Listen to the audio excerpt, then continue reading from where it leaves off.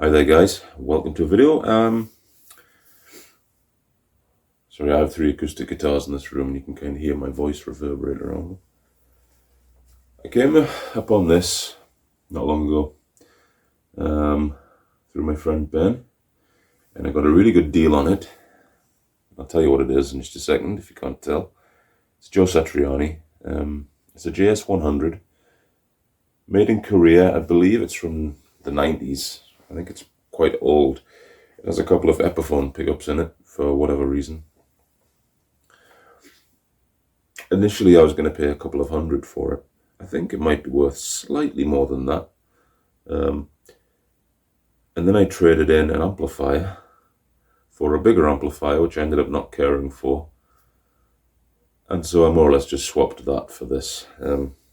Funnily enough, I then, a year later, acquired that previous amplifier back again. Let me play it a little bit and then we'll discuss what I think about the guitar.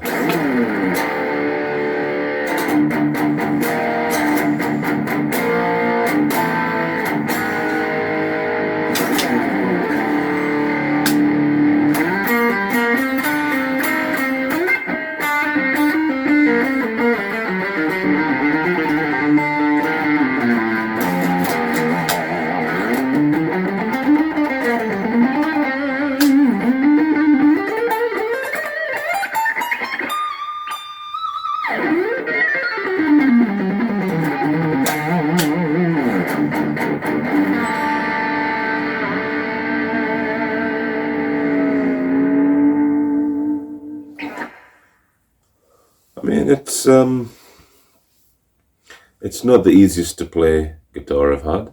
It could do with, I think, actually a new bridge. The saddles, I don't know if they may have been moved, swapped around.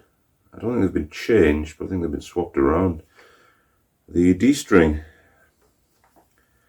sits quite high, noticeably higher than the rest. I don't really want to mess with it too much. I know there's a good replacement bridge, and it's one of the go-to bridges, and I know it's a swap. It's quite a straight swap, keeping the poles in place.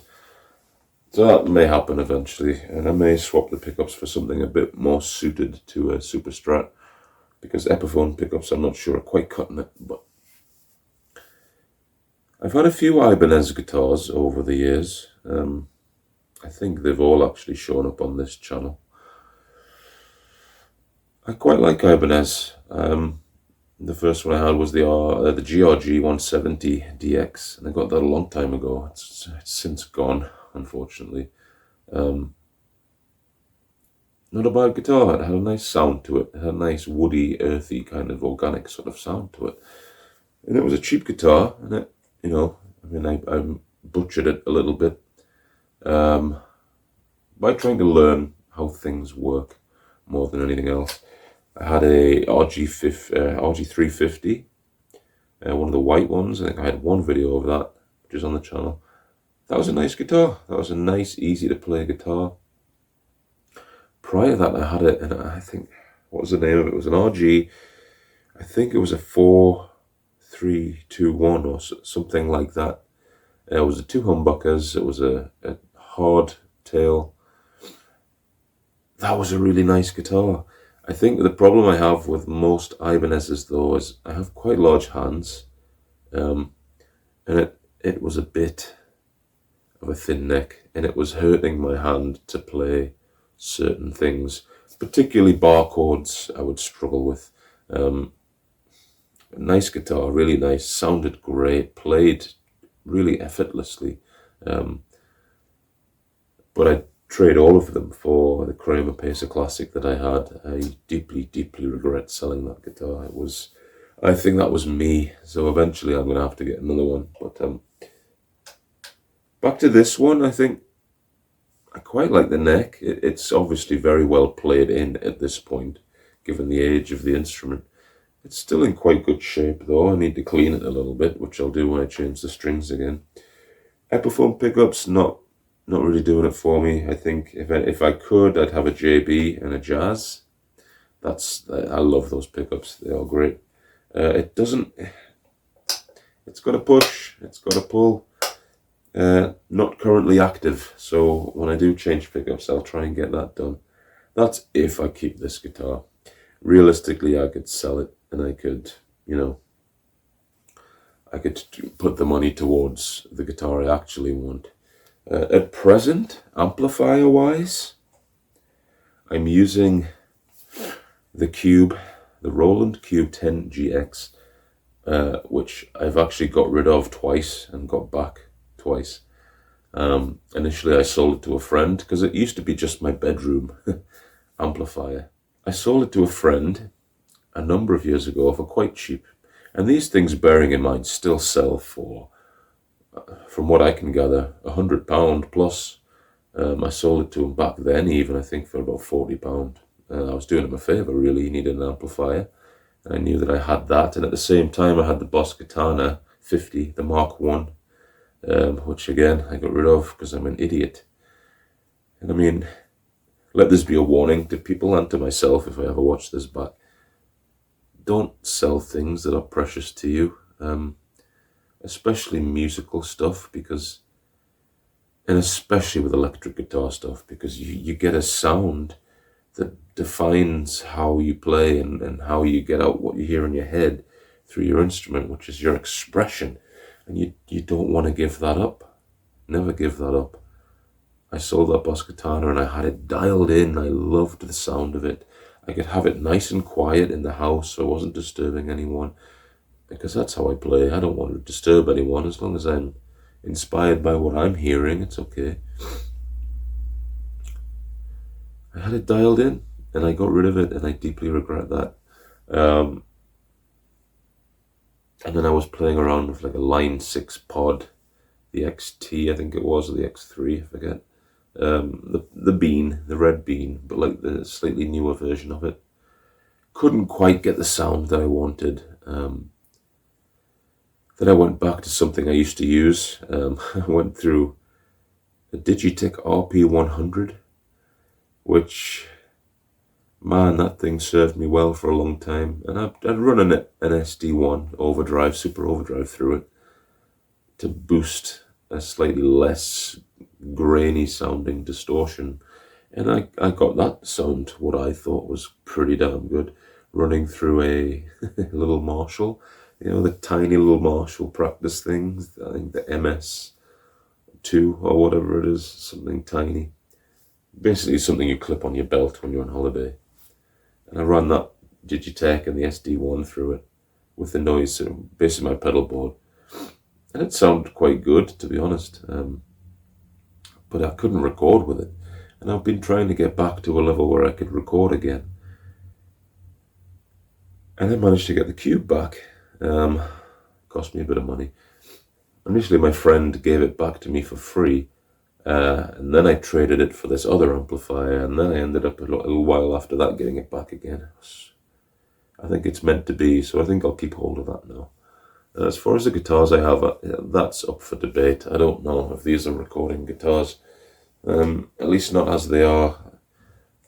Both quite cheap, and they feel kind of cheap. This doesn't feel quite as good as I was hoping it would.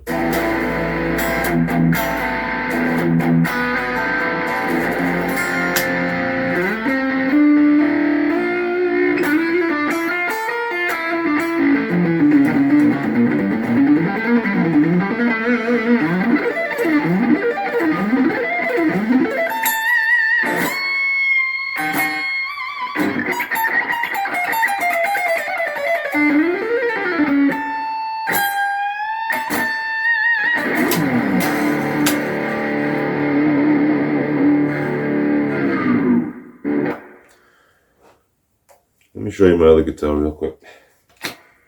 So I've had a couple of videos of it on the channel, and actually I might do, if anyone watches this and kind of wants to know about it, because I might put the guitar title, the name in the title, and then people might gravitate and we'll see. Because I think people are interested in Harley Benton's. Excuse me. I think people want to know if they're any good, because they're such an affordable option. I did change the pickups in this, but other than that, and I mean, spring trees, I more or less just forced those in. I didn't drill any holes, but it helped a little bit. Let me play something, then I'll tell you what I think about this guitar.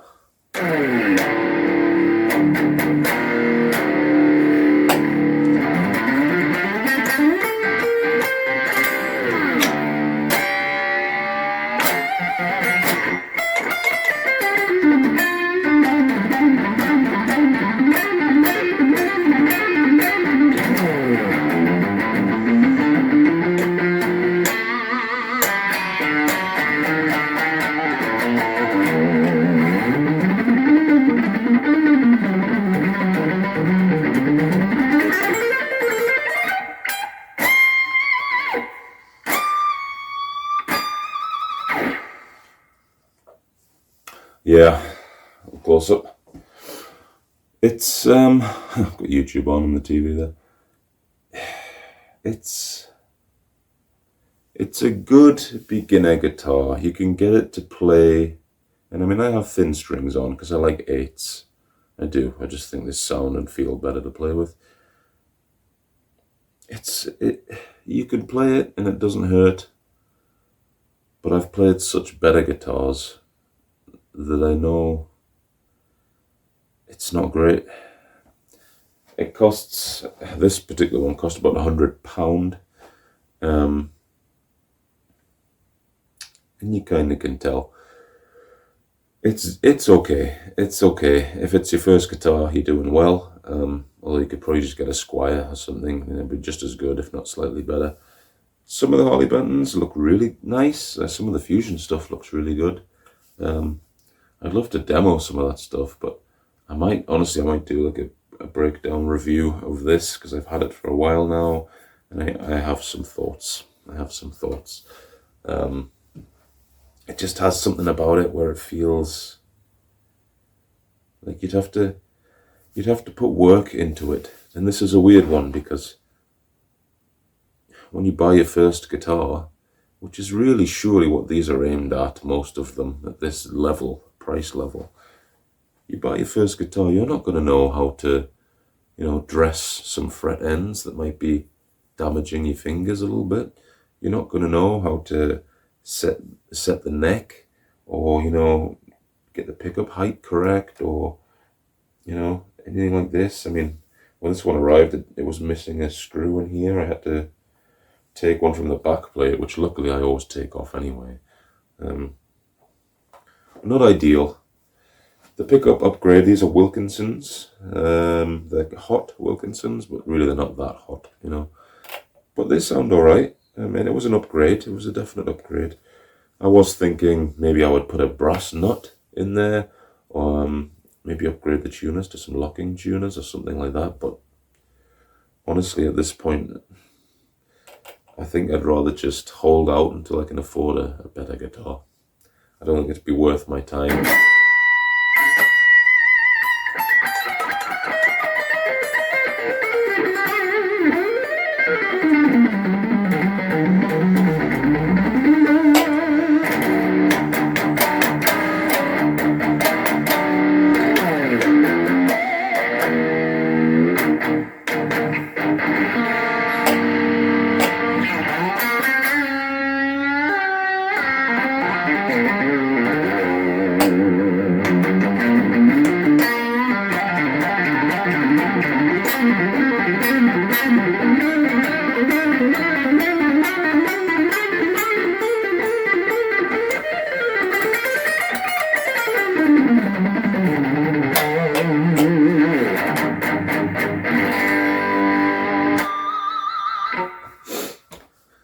Alright, so that's what I'm playing at the moment.